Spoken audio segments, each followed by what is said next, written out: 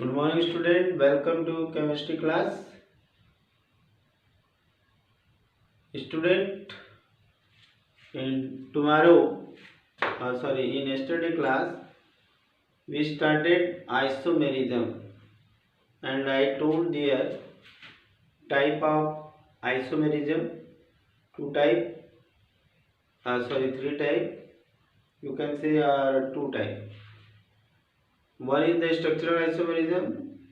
Second is the stereoisomerism. Structural isomerism is due to change in structure, and stereoisomerism is due to change in three dimensional shape. इतनी बात हमने कल बताई थी। फिर हमने बताया था चेन आइसोमेरिज्म के कुछ प्रकार होते हैं, टाइप्स होते हैं। पहला जिसमें था स्ट्रक्चरल आइसोमेरिज्म के कई प्रकार बताए थे, टाइप बताए थे। जिसमें से पहला है चेन आइसोमेरिज्म, दूसरा है पोजीशन, तीसरा है फंक्शनल ग्रुप, चौथा है मेटामेरिज्म और पांचवा है टॉटोमेरिज्म। इसमें से हम लोगों ने जो है कि चेन आइसोमेरिज्म कंप्लीट कर लिया, पोजीशन आइसोमेरिज्म कर लिया, फंक्शनल ग्रुप आइसोमेरिज्म कर लिया और मेटामेरिज्म कर लिया। अब जो हमें करना है वो है टॉटोमेरिज्म। अब टॉटोमेरिज्म के लिए हमें उसकी कंडीशन जाननी पड़ेगी कि किस कंडीशन में टॉटोमेरिज्म होता है, कौन से कंपाउंड टॉटोमेरिज्म दे सकते हैं, कौन से कंपाउंड जो है कि टॉटोमेरिज्म नहीं दे सकते हैं। ठीक है, तो इसको स्टार्ट करने से पहले हम लोग टॉटोमेरिज्म देखेंगे थोड़ा सा। तो यहाँ पे हम टॉटोमेरिज्म को पहले it is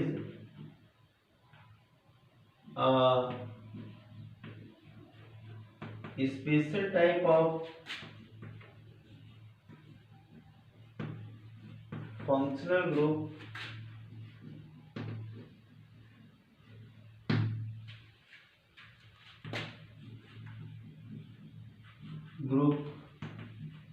isomerism. It is mostly found in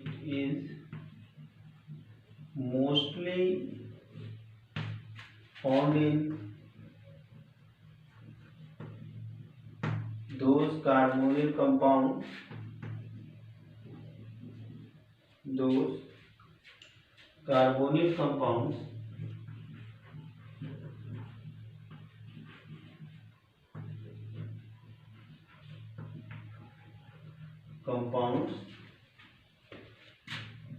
which have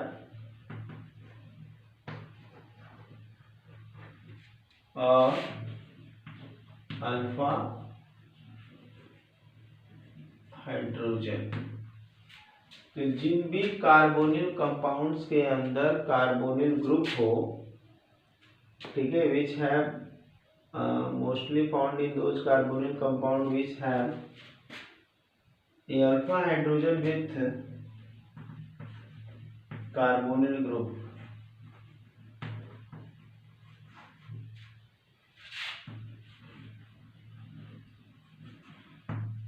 ठीक है, तो ये मोस्टली उन कंपाउंड्स में पाए जाते हैं जिनमें कि अल्फा हाइड्रोजन होना चाहिए कार्बोनिल ग्रुप के साथ साथ। ठीक है, चलिए एग्जांपल देख लेते हैं और क्या होता है in this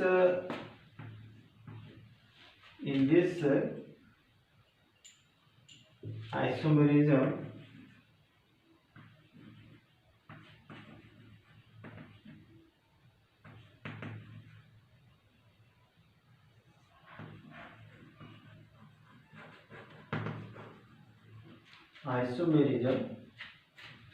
carbonyl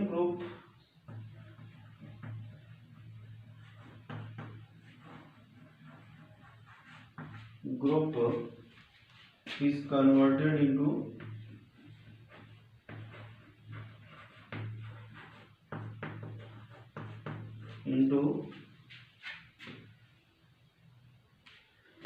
In this type of isomerism, carbonyl group is converted into alcohol.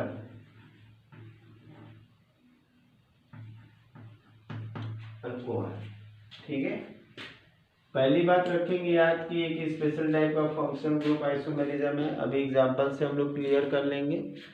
अभी क्या करेंगे, एग्जांपल से क्लियर कर लेंगे, ठीक है। और ये मोस्टली पाया जाता है उन कार्बोनिल कंपाउंड्स में जिसमें alpha hydrogen with carbonyl group हो, विथ कार्बोनिल ग्रुप हो। और यहाँ पे in this isomerism carbonyl group is converted into alcoholic. इसमें जो कार्बोनिल ग्रुप होता है वो अल्कोहलिक ग्रुप में कन्वर्ट हो जाता है। कैसे होता है, रिडक्शन के थ्रू। इसको अभी रेज करते हैं।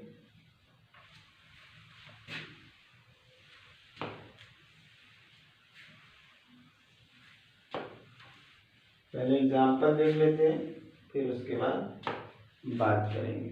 सपोज कि हमारे पास एक कंपाउंड है CH3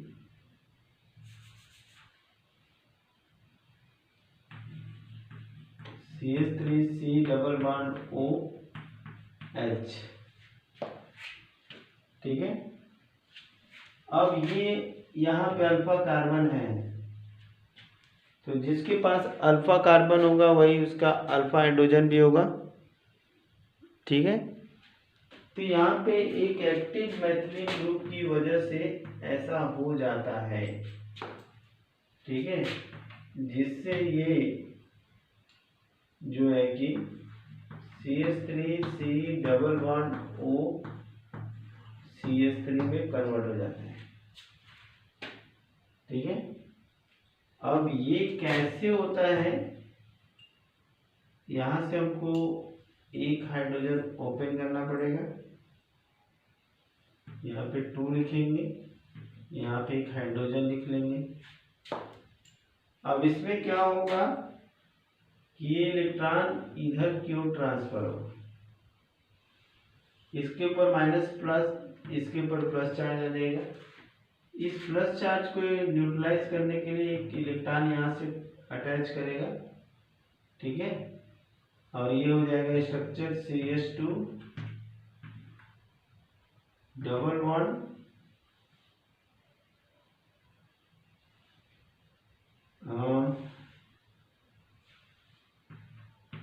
OH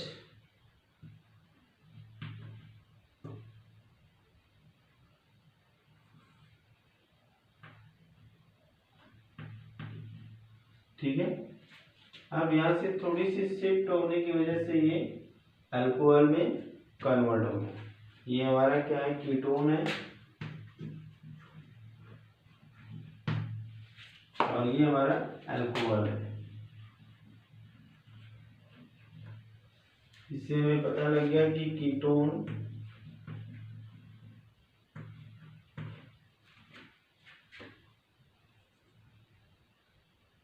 कीटोन नहीं, एसीटोन लेंगे हम यहाँ पे, एसीटोन, यहाँ पे लिखेंगे एसीटोन, ठीक है। अब ये एसीटोन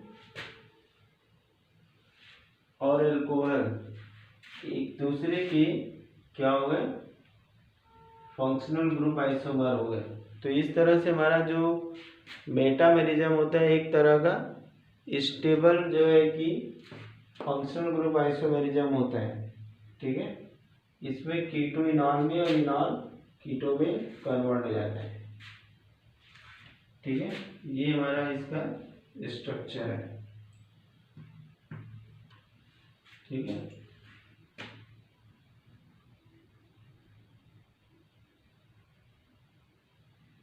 नोट कर लिया इसको, ठीक है।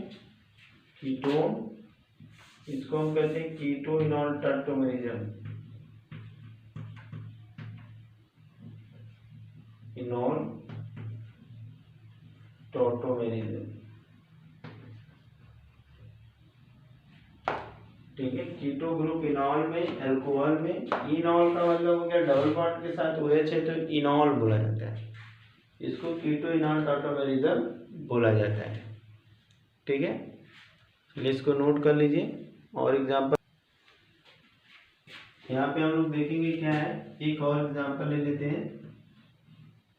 एक साइक्लिक कंपाउंड है जिसमें ये कीटोन है और ये अंडरस्टूड है कि यहाँ पे हाइड्रोजन है, यहाँ पे क्या है, हाइड्रोजन है।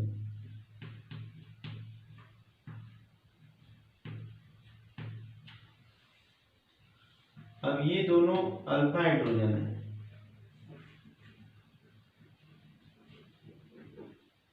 और ये जो है बीटा हाइड्रोजन है।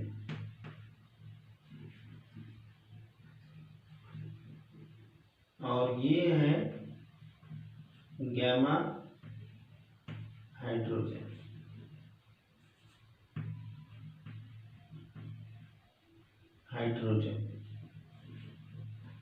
ठीक है, गामा हाइड्रोजन। अब इसमें ये कीटो से ये हमारा है कीटो फॉर्म और ये कन्वर्ट होने जा रहा है इनॉल फॉर्म में। किसमें कन्वर्ट होने जा रहा है, इनॉल फॉर्म में कन्वर्ट होने जा रहा है। और कैसे होगा ये देखते हैं। यहाँ पे ये किसी रिएजेंट के प्रेजेंस में ये ऊपर जाएगा तो यहाँ पे माइनस और यहाँ पे प्लस चार्ज आएगा, तो अब ये इलेक्ट्रॉन अपनी तरफ खींचेगा और ये फ्री हो जाएगा। ये क्या हो जाएगा, फ्री होगा, जो कि जाके इससे अटैच हो जाएगा। तो हमारा ये जो स्ट्रक्चर है, जो यहाँ पे इनॉल बनेगा,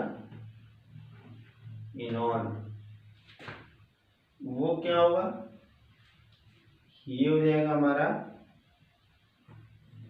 और ये हो गया OH। ठीक है, तो इस तरह से इनॉल फॉर्म हो गया।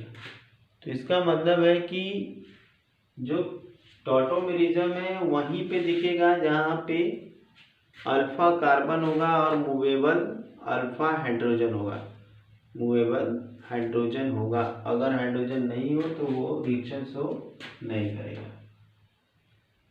ठीक है, तो यहाँ पे एक एडजेसेंट में होना चाहिए।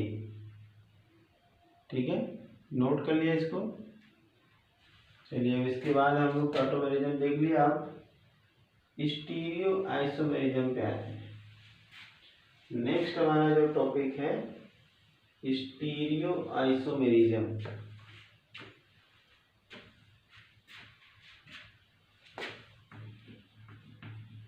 स्टीरियो आइसोमेरिज्म,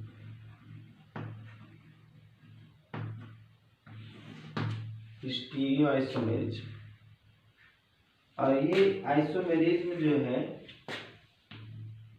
स्टीरियो आइसोमेरिज्म यहाँ पे लिख देते हैं।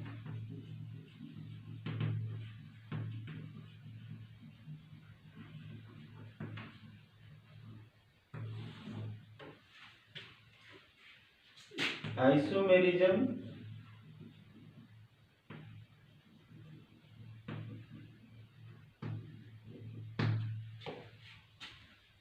Due to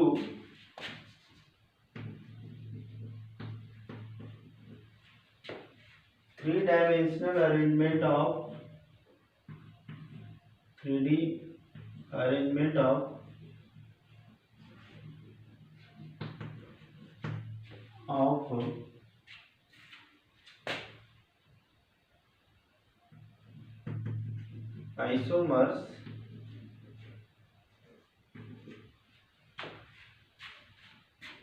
isomers is known as स्टीरियोआइसोमेरिज्म।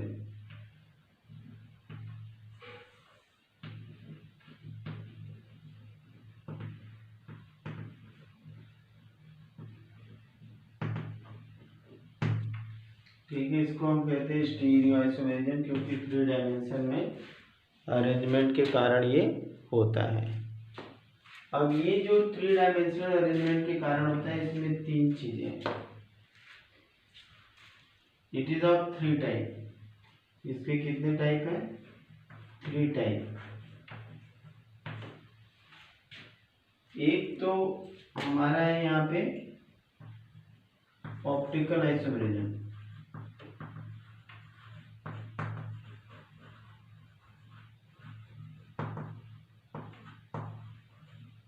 और दूसरा यहाँ पे है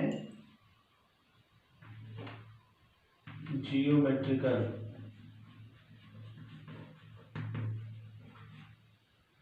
और इसमें तीसरा है, थर्ड वन, कन्फर्मेशन।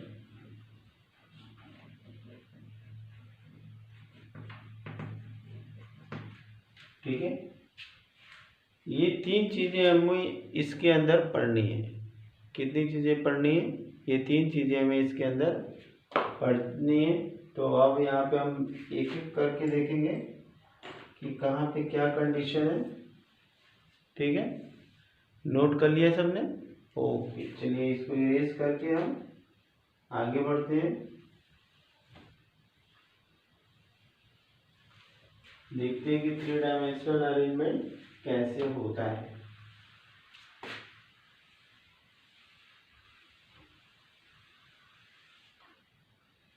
ठीक,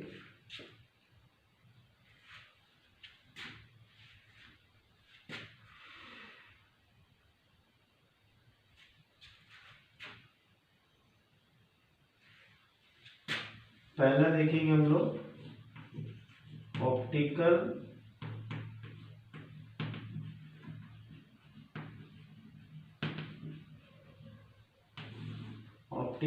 isomerism. This is a type of stereoisomerism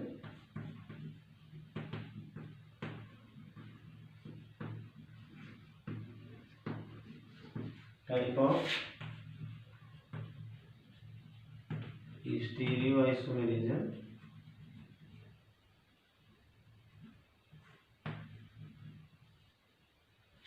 stereoisomerism okay, it is a type of stereoisomerism which is due to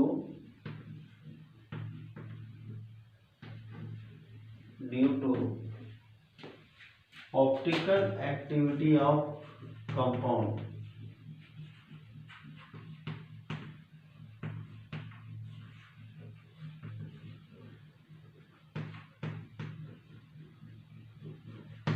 ठीक है, स्टीरियो आइसोमेरिज्म यहाँ पे इसमें जो हम ऑप्टिकल आइसोमेरिज्म पढ़ रहे हैं, तो ये एक तरह का जो है कि स्टीरियो आइसोमेरिज्म है। This is a type of stereo isomerism in which is due to optical activity के कारण, जो कि कंपाउंड की ऑप्टिकल एक्टिविटी के कारण इस तरह का आइसोमेरिज्म होता है। ठीक है, चलिए अब इसमें ऑप्टिकल आइसोमेरिज्म को जानने से पहले हमको जो कुछ इसमें टर्मिनोलॉजीज हैं, उन टर्मिनोलॉजीज को जानना बहुत जरूरी है। क्या करना जरूरी है? टर्मिनोलॉजीज को जानना जरूरी है। तो इसको नोट कर लीजिए। Optical isomerism, this is a type of stereo isomerism which is due to optical activity of compound.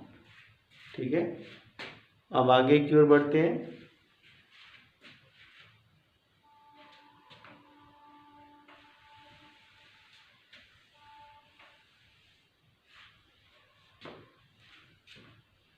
तो उससे पहले अनपोलराइज्ड लाइट,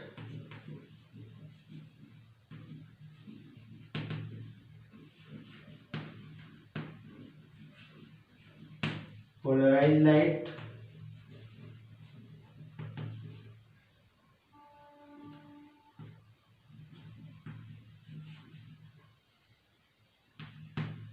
ठीक है। Unpolarise and polarise light. Unpolarise का मतलब क्या हुआ? अनपोलराइज का मतलब हो गया कि ये अगर एक लाइट इमिटिंग पॉइंट है तो हर डायरेक्शन में लाइट जा रही है।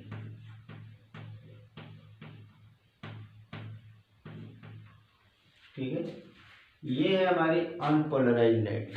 ये क्या है? जो सारी दिशाओं में एक साथ इधर उधर जा रही है। ठीक है, अब इसके बाद अगर हम पोलराइज लाइट की बात करते हैं तो वो पोलराइज लाइट क्या होती है? किसी एक डायरेक्शन में होती है।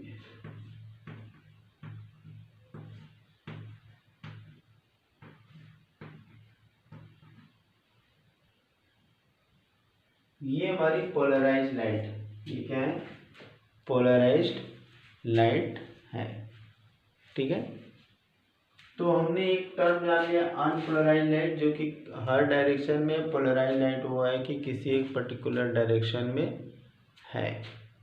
ठीक है, अब इसमें एक टर्म पड़ा हुआ था optical activity.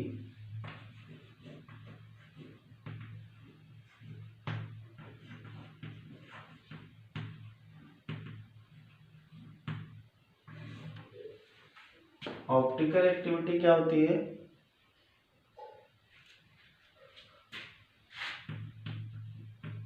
This is due to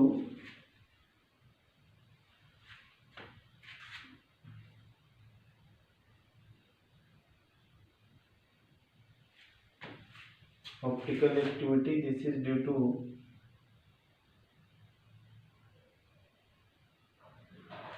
this is, तो ऑप्टिकल एक्टिविटी क्या होती है? दिस इज ड्यू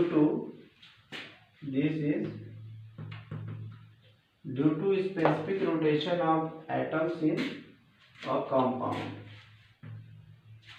यहाँ पे एक लाइन और जोड़ देंगे, इन 3D स्पेस। इन 3D स्पेस।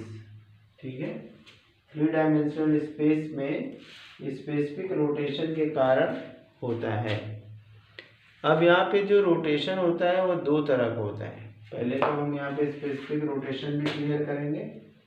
अब इसको इरेज कर देते हैं। प्लेन पोलराइज्ड, अनपोलराइज्ड लाइट हम लोग जान गए।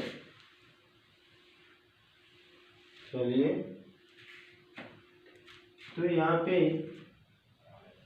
स्पेसिफिक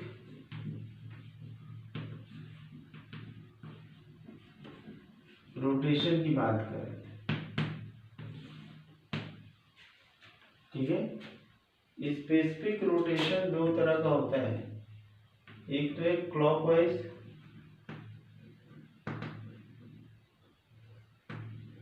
और दूसरा है एंटी क्लॉकवाइज।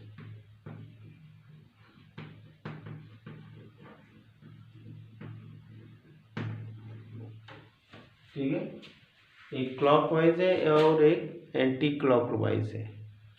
ठीक है, एंटी क्लॉकवाइज और क्लॉकवाइज रोटेशन भी ये अरेंजमेंट के ऊपर डिपेंड करता है। किसके ऊपर डिपेंड करता है? ये अरेंजमेंट के ऊपर डिपेंड करता है। किसके ऊपर? जो पार्टिकल्स लगे होते हैं, उसको अभी हम एग्जांपल के थ्रू देखेंगे, तो उसके ऊपर डिपेंड करता है। ठीक है, तो यहाँ पे this is due to the specific rotation. Specific rotation क्या होता है? क्लॉकवाइज। ये प्लेन पोलराइज लाइट को, सपोज कि इस लाइट को, ये कोई लाइट है, इसको क्लॉकवाइज रोटेट कर देता है और ये लाइट को एंटी क्लॉकवाइज। ठीक है, एंटी क्लॉकवाइज रोटेट कर देता है। ठीक है, चलिए इसके बाद हम लोग स्पेसिफिक रोटेशन देख लिए। अब इसके बाद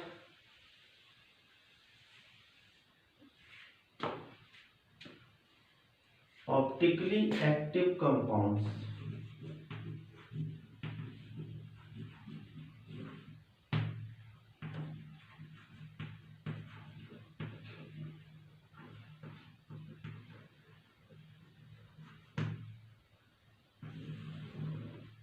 ऑप्टिकली एक्टिव कंपाउंड क्या होते हैं?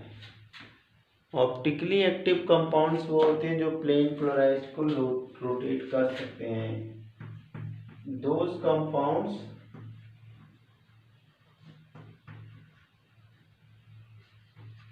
which can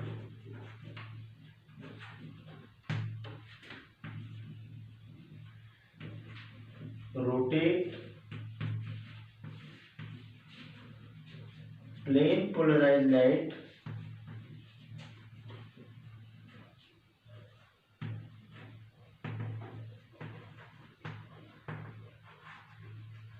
light either clockwise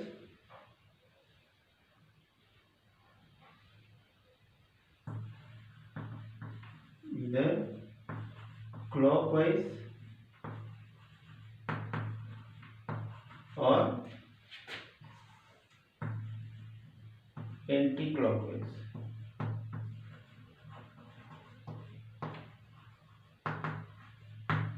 okay, या तो क्लॉकवाइज या तो anti clockwise.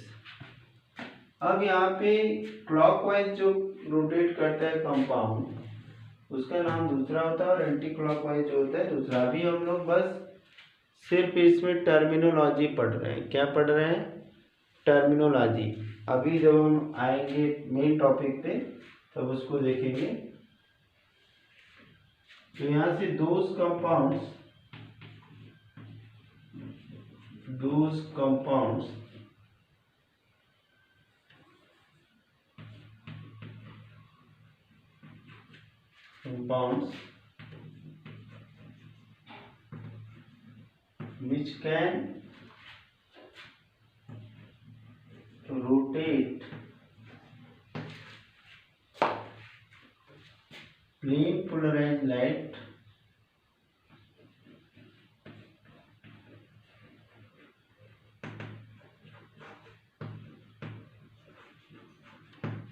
which can rotate plane polarized light in clockwise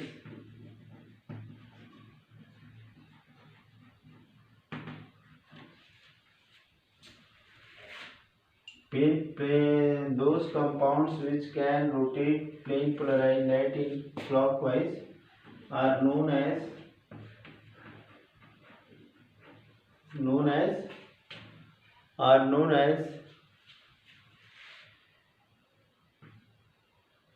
dextrorotatory।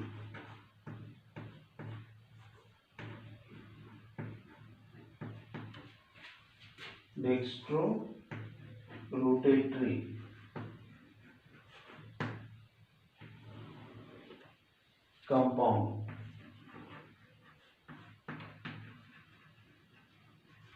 Okay, तो ऐसे सारे कंपाउंड जो प्लेन पोलराइज लाइट को क्लॉकवाइज रोटेशन में रोटेट करते हैं इस तरह से, तो उसको हम कहते हैं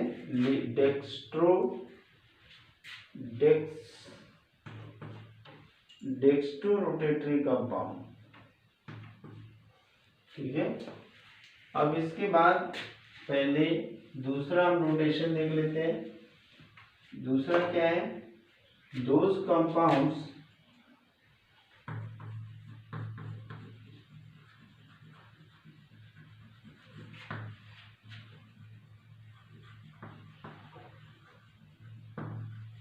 which can rotate plane polarized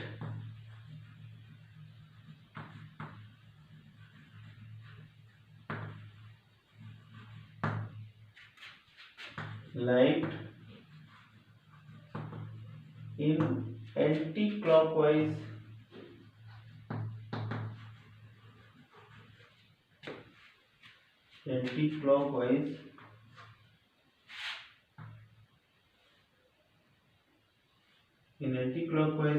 direction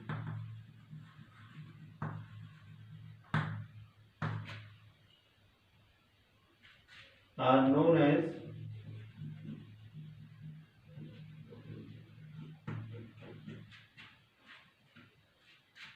levorotatory।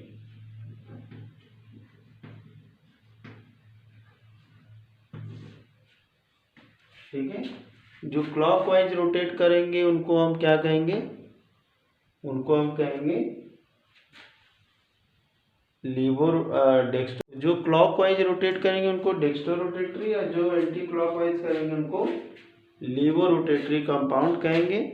तो आज हम लोगों ने ऑप्टिकल एक्टिविटी में थोड़े डेफिनेशन जाने, अभी कुछ और डेफिनेशन भी हैं, उनको देखने के बाद इसको एग्जाम्पल के साथ समझेंगे। तो have a nice day for today.